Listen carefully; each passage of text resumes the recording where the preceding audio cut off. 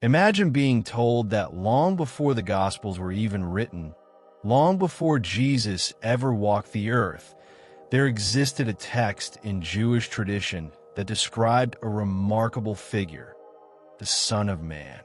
This figure is not merely a symbolic being, but one who sits at the right hand of God, judging the wicked, offering salvation to the oppressed, and whose very presence sends kings to their knees in awe and fear. But here's the surprising twist. This figure isn't mentioned in the Christian scriptures, at least not in the way you might expect. The text in question is the Book of Enoch, specifically the section known as the Book of Parables, written somewhere between 50 BCE and 100 CE, possibly even before or around the time of Jesus himself. It describes a Son of Man figure that sounds strikingly similar to the descriptions of Christ found in the Gospels, specifically the Gospel of John and the Book of Revelation. The character of the Son of Man in this ancient text holds power and significance, not unlike the way Jesus is portrayed in Christian tradition. Let's take a moment to visualize this. The patriarch Enoch, who is famously known in the Bible for walking with God and being taken up without experiencing death, finds himself in a vision beyond human comprehension. He's brought before the throne of the Head of Days, a figure who closely resembles the Ancient of Days from the Book of Daniel, a divine presence dressed in white as snow, exuding infinite light.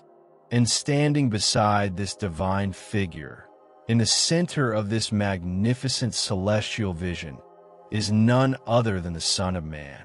His face shines brighter than the sun, his clothes gleaming like lightning. He is called the Righteous One, the Chosen One, and the Anointed One. This being is destined to judge all of creation, to bring justice to the oppressed, and to rule forever. Does this sound familiar? It's remarkable how similar this description is to the way Jesus is portrayed in the New Testament, especially in the Book of Revelation. But what's truly fascinating is that this description comes from a Jewish text, long before the life of Jesus. This raises a critical question. Was this an ancient prophecy about a coming Messiah? Or is there something deeper going on here? Something about the evolution of messianic thought in pre-Christian Judaism? For nearly 2 millennia, this text was largely forgotten in the West, preserved only in Ethiopian Christianity. When European scholars rediscovered it in the 18th century, they were stunned by its parallels to the figure of Jesus. How could a Jewish text, centuries before Jesus' birth, describe a messianic figure who so closely resembles Christ? Was this a case of prophecy, or was it evidence of an ancient and suppressed theological tradition that challenges everything we thought we knew about the origins of messianic expectation? In this video, we're going to explore one of the most fascinating and controversial figures in ancient literature, the Son of Man in the Book of Enoch. We'll delve into the visions that describe him, examine the scholarly debates surrounding the connections between this figure and the Christian Messiah, and explore why this text was hidden from much of the religious world for so long. We'll also examine what this ancient vision of a hidden Messiah might mean for us today, and how it might challenge our understanding of religious history. As we dive into this exploration, be prepared to question everything you thought you knew about religious texts and their origins. What does this ancient figure of the Son of Man reveal to us about the development of messianic expectations? And what implications does this have for the way we view both ancient and modern religious traditions? Before we get started, though, if you're enjoying this content so far, don't forget to subscribe to Manifestor. We bring you deep dives into fascinating topics like this one. So be sure to hit that subscribe button and stay tuned for more thought-provoking videos. Now, let's begin our journey into the Book of Enoch and discover the incredible vision of the Son of Man. The Book of Enoch is not a single text, but rather a collection of 5 distinct books that were compiled over several centuries. The part we're particularly interested in is known as the Book of Parables, or the Similitudes of Enoch, which covers chapters 37 to 71 of the larger Enoch text. This is where the Son of Man makes his most dramatic appearance. Enoch, the mysterious figure from Genesis who walked with God and was taken up to heaven without experiencing death, is granted a vision that transcends ordinary human understanding. In this vision, he is brought before the throne of God. However, the text doesn't directly refer to God as God. Instead, it uses the phrase head of days or Lord of spirits to describe this divine being. This deity resides in a palace of light and fire, surrounded by countless angels. And then Enoch sees him, the Son of Man.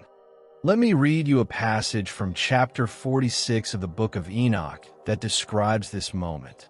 I beheld the head of days, whose head was like white wool, and with him another whose face was like the appearance of a man. His countenance was full of grace, like that of one among the holy angels.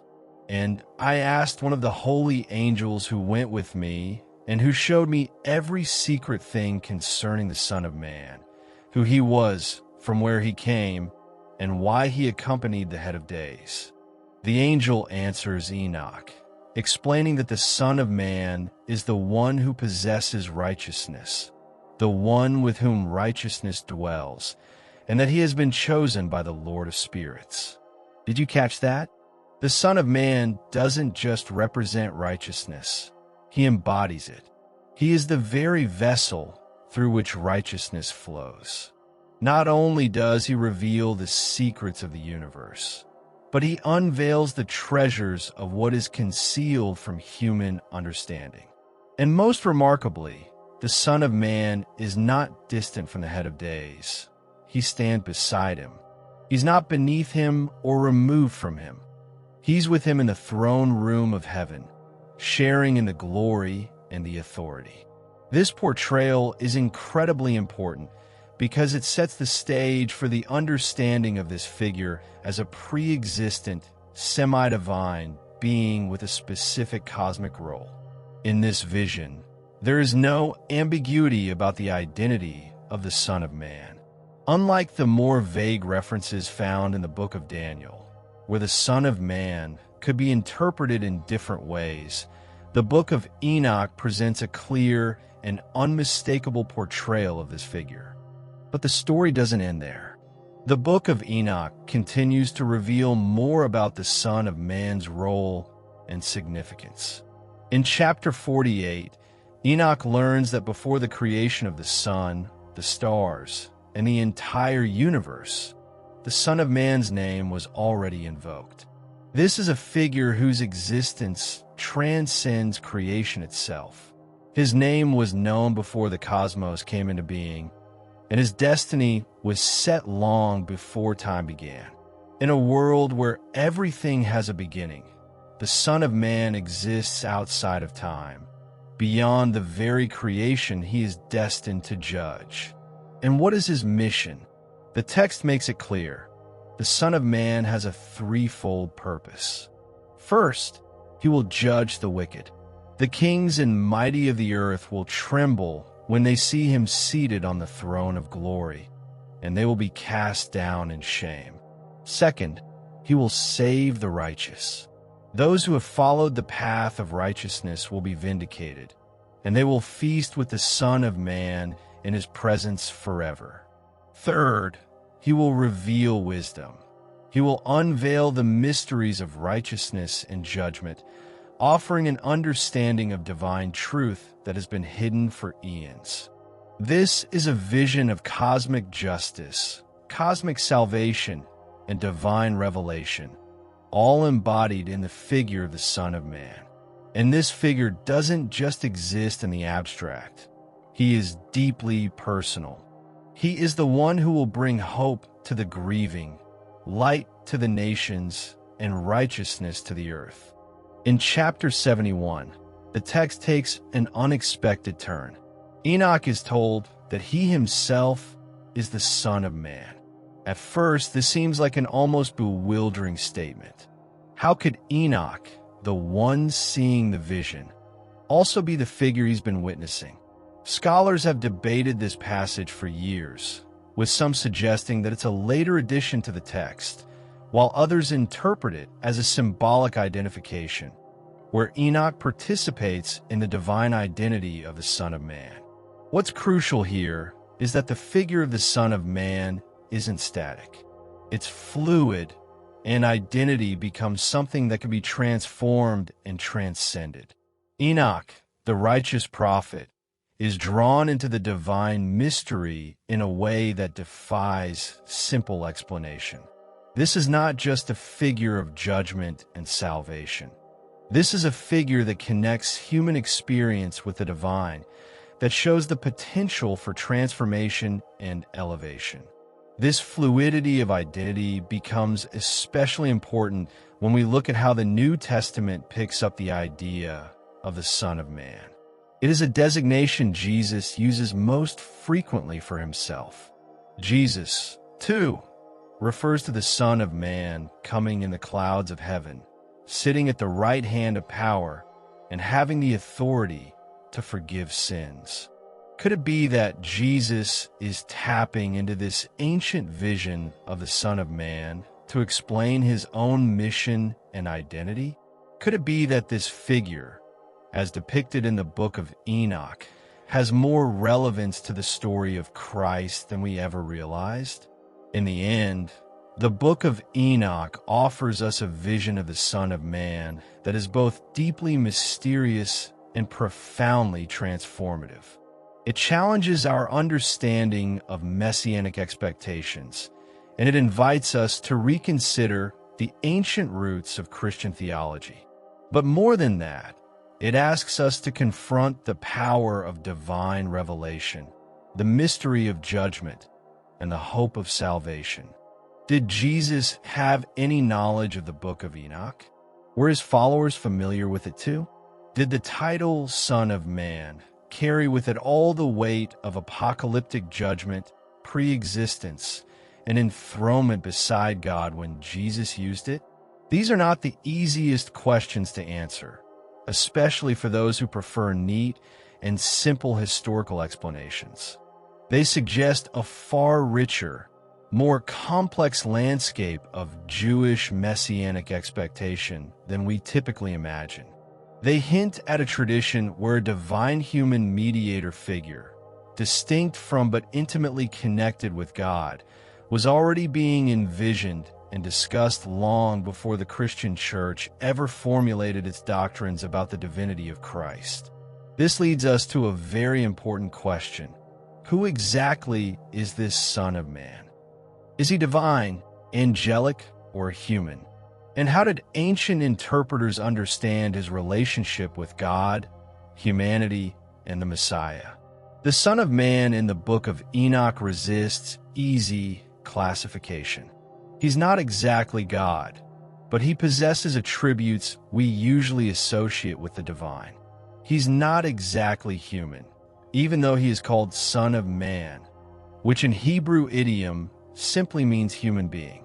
He might be an angel, but if so, he's unlike any other angel described in Jewish literature. Let's begin by looking at the divine characteristics of the Son of Man. For one, he is pre-existent. His name was invoked before the creation of the world, which places him in a category far beyond typical messianic figures. King David, for example, was not pre-existent. Neither were the prophets. Even in highly developed messianic theology, the Messiah was expected to be a future descendant of David, born at a particular moment in history, not a being who existed before time itself. But this Son of Man is different. He's there before creation itself begins. The Book of Enoch also makes it clear that the Son of Man sits on God's throne. Let me repeat that. He sits on God's throne. This is a powerful statement. In chapter 51 of Enoch, it says, "In those days the chosen one will sit on the throne of glory, and all the secrets of wisdom will flow from the counsel of his mouth." The throne of glory here refers to divine sovereignty and authority. To sit on someone's throne is to exercise their power, to represent their rule. It's not just a ceremonial position. It's a statement of status that borders on identity itself. And yet, despite sitting on the throne, the text emphasizes that the Son of Man is not the Ancient of Days. He is with the Ancient of Days, chosen and empowered by him, but distinct from him. This creates a unique relationship, an intimacy that suggests unity without collapsing into a simple identity. Does this sound familiar? It should. This theological tension. How can the Son be both distinct from and one with the Father became a central issue for the Christian church in the centuries that followed. Some scholars argue that what we see here in the Book of Enoch is an early form of what would later be called Binitarian theology, the belief in two divine powers in heaven, both worthy of worship and authority, yet remaining within the framework of Jewish monotheism. Ancient Judaism wasn't as monolithic as we often assume. It allowed for a more complex understanding of God's presence.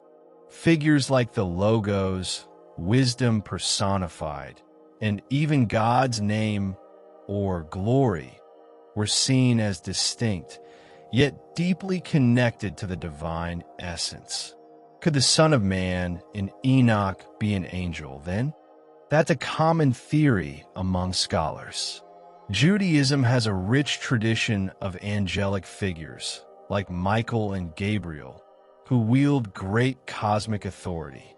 There's also the tradition of Yahweh, a supreme angel who bears the name of God and acts as God's representative. Some scholars even point to the figure of Metatron, a powerful angel in later Jewish mysticism who is said to sit on God's throne and is sometimes identified with Enoch himself. But here's the issue. The Son of Man in Enoch does things that angels don't do. Angels, for example, worship, but the Son of Man is worshipped. Angels are created beings, yet the Son of Man exists before creation itself. Angels carry out God's commands, but the Son of Man shares God's throne and judgment seat. If this figure is an angel, it's an angel who has crossed the line into divinity, becoming something more than an ordinary messenger. Let's now consider the human interpretation. In Aramaic and Hebrew, the term Son of Man simply means son of Adam, a way of referring to a human being. Could it be that the figure in the Book of Enoch is human, not in the ordinary sense, but in the sense of representing a perfected, glorified, and divinized form of humanity? Enoch himself is human, after all, and in chapter 71, Enoch is told he is the Son of Man. Could the vision be showing us what humanity can become when fully united with the divine, fully righteous, and fully transformed? This interpretation carries profound implications. It suggests that the line between human and divine might not be as absolute as we've been led to believe. It implies that righteousness can elevate a person to cosmic status, that theosis, becoming like God, is not just a later Christian concept, but an ancient Jewish idea embedded in apocalyptic literature long before the New Testament was written. But here's the question that many of us have wondered. Didn't Jesus himself use the title Son of Man? In fact, this title appears more than 80 times in the Gospels, always coming from the lips of Jesus. He speaks of the Son of Man having nowhere to lay his head, of the Son of Man being betrayed, and of the Son of Man, coming in glory with his angels. Did Jesus know the Book of Enoch's traditions? Was he deliberately drawing on the image of a pre-existent, enthroned, cosmic judge when he used this title? Scholarly opinions on this are mixed. Some argue that Jesus was mainly drawing from the Book of Daniel, which is older and more canonical than the Book of Enoch. Others suggest that by Jesus' time, the title Son of Man had become widely associated with the coming messianic judge, and the ideas in Enoch were part of the cultural milieu in which these messianic ideas were developing. A few scholars even go further, claiming that Jesus was explicitly identifying himself with the Son of Man from Enoch, thus claiming pre-existence and cosmic authority through the use of this title. The Son of Man, then, is not just a future Savior. He is a living symbol, an invitation for each of us to recognize the hidden righteousness within ourselves. Every generation must find its own meaning in this vision, its own way of embodying the hidden glory that will one day be revealed. For first-century Jews under Roman occupation, it was hope for liberation. For Ethiopian Christians, it was cosmic validation of their faith. For liberation theologians, it was God's solidarity with the poor. For modern seekers, it might mean integrating our shadow with our light, recognizing divine potential, and committing to transparency and justice. The Son of Man remains hidden until the moment of revelation. But perhaps revelation isn't just a singular event in the future. Perhaps it is ongoing. Every time someone chooses righteousness over convenience, truth over lies, and justice over self-interest, they become part of that hidden, waiting glory, potential sons of man, waiting to be recognized for who they truly are. If you're a critical scholar, you might see the emergence of Christianity as a product of a rich apocalyptic environment, where figures like the Son of Man were already being envisioned. Jesus, then, may have drawn on these existing traditions, or perhaps his followers retroactively placed these concepts onto his life. Either way, Christianity didn't spring from nothing. It synthesized ideas that have been circulating for centuries. If you're a mystic or depth psychologist, you might interpret the Son of Man as an archetype, a symbol of transformation that arises in multiple traditions because it taps into something fundamental in human consciousness. Whether in Enoch, in the Gospels, or in personal visions, we encounter a common pattern. The hidden made manifest, the righteous exalted, the powerful humbled, and the divine united with the human. But perhaps the most compelling answer is that it doesn't matter which came first. What truly matters is what this figure reveals about human imagination and the depth of human hope. The Son of Man in Enoch tells us that long before Christianity defined its doctrines, long before councils established orthodoxy, and long before creeds drew lines between what was acceptable and what was heretical, there were Jews dreaming of a cosmic Redeemer who transcended conventional categories, divine yet distinct from God, human yet pre-existent, judge yet savior, hidden yet destined for revelation. This figure didn't emerge from philosophical speculation alone, but from the historical suffering of the people. Second Temple Judaism was a world of occupation, oppression, and yearning for cosmic justice. The Son of Man was the embodiment of hope. Hope that the powerful would be held accountable, that the righteous would be vindicated, and that the cosmic order was ultimately bent toward justice, even when earthly powers seemed to thrive on oppression. When Christianity emerged proclaiming Jesus as the Son of Man, it was continuing this tradition, not creating it from scratch. Whether Jesus consciously drew from Enoch or simply breathed the same apocalyptic air, the result was a messianic figure that made perfect sense to people already primed to imagine such a being. The groundwork had been laid, the categories were in place, and the hope was alive.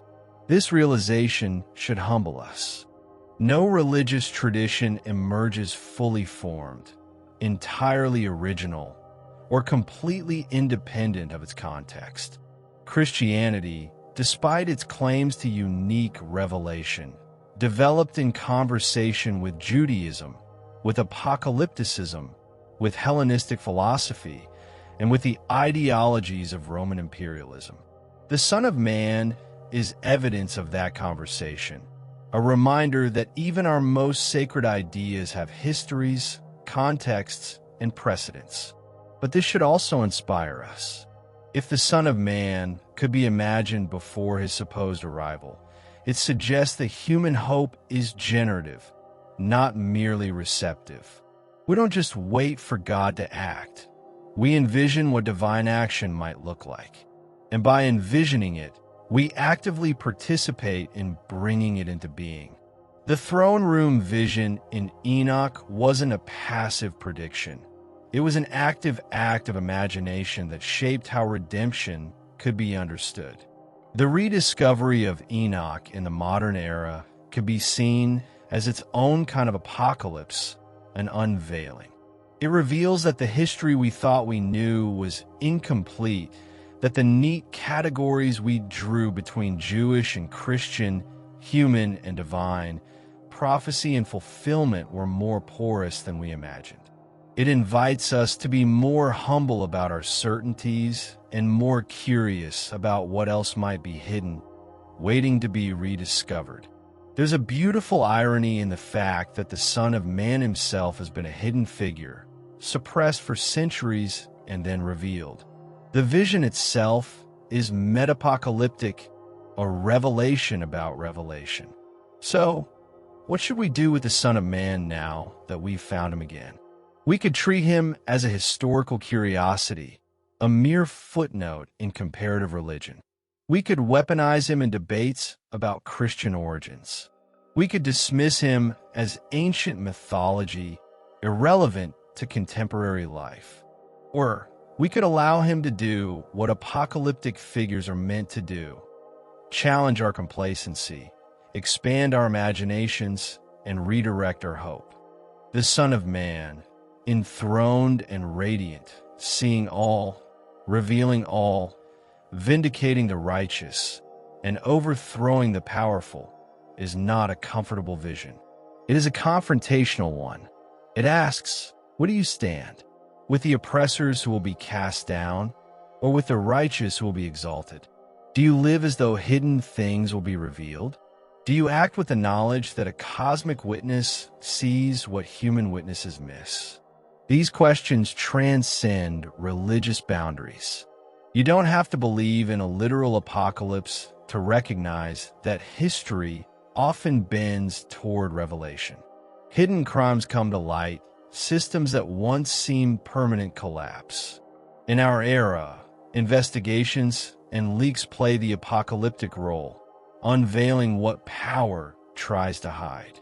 And you don't have to be religious to recognize the universal human need for vindication, the hope that someone sees, someone knows, and someone will ultimately make it right. The greatest gift the Son of Man gives us is that he resists simple categorization, divine or angelic, human or more than human, pre-Christian or post-Christian, prophecy or myth. He refuses our tendency to reduce him to an either-or figure, demanding that we hold multiple possibilities at once. He is both human and more than human, both ancient and contemporary, both specifically Jewish and universally resonant. In a world increasingly divided by rigid categories, us versus them, orthodox versus heretical, believer versus skeptic, the Son of Man offers a different model. He sits between heaven and earth, between God and humanity, between judgment and mercy. He is the mediator, the bridge, the one who makes connection possible. Perhaps what we need most right now is not more certainty, not clearer boundaries, not purer orthodoxies, but figures of connection, symbols that link heaven and earth, past and future, justice and mercy, transcendence and immanence. The Son of Man in Enoch can be that figure if we let him. He's been hidden long enough, but now he's been rediscovered. The question we must ask ourselves is, what will we do with him? Will we try to confine him to our rigid categories? Or will we allow him to remain as he has always been, gloriously ambiguous, radically hopeful, and eternally challenging? The throne room awaits. The Ancient of Days sits in fire and light, and the Son of Man stands beside him, radiant as the sun, waiting for the moment when the hidden things become manifest, when the righteous are vindicated, and the world as we know it gives way to the world as it should be. That moment, as Enoch tells us, is coming. It's been coming for thousands of years. It's always coming, and in some sense, it's already here, in every act of justice, every revelation of truth, every recognition of hidden righteousness. The Son of Man was hidden before Christ. He was hidden after Christ, and now he's revealed again, not to settle debates, but to open them, not to close questions, but to invite us deeper into the mystery of hope, justice, and transformation. Welcome to the throne room. Welcome to the vision. Welcome to the eternal question of what it means to be human in a cosmos that yearns for redemption. The Son of Man is waiting. He's been waiting all along, and perhaps in ways we barely understand. We are him, and he is us. Stay tuned for more explorations into hidden histories, profound symbols, and the mysteries that shape our world. There's much more to discover.